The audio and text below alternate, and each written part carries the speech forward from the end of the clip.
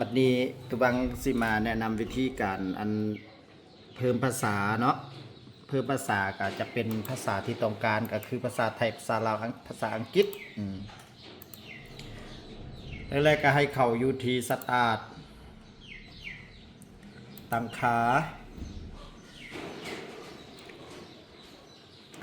แล้วก็มาที่ภาษา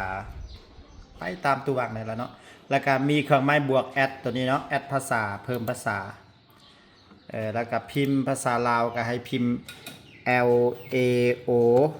มันจะอยู่ตำแหน่งภาษาลาวตัวนี้แล้วก็คลิกเข้าไปแล้วก็ next แล้วก็ติดตั้งมันจะได้ภาษาลาวแล้วบัดนี้เพิ่มภาษาไทยก็คลิกเข้าไปอีกผู้ใดจะใส่ภาษาอังกฤษภาษาจีนภาษาญี่ปุ่นมันยังก็ใส่แบบนี้เนาะคือเดี๋ยวนี้ภาษาไทยกับพิมพ์ตัว T H A I มันก็จะออกภาษาไทยเนาะนี่คลิกเข้าไปแล้วก็ next ติดตั้งได้สำนี้แล้วก็แล้วเลยออกไปเลยมันจะออกมาภาษาอยู่บนนี้นี่ภาษาอังกฤษลาวไทยประมาณนี้โอเคเนาะก็ถือว่าเป็นความรู้เล็กๆน้อยๆผู้ใดที่ว่าเรื่องง่ายๆแต่ว่าอันเฮ็ดบ่ได้ก็เฮ็ดนำเนาะผู้ใดที่ว่าเฮ็ดได้แล้วก็บ่เป็นหยังตรงนี้นะโอเค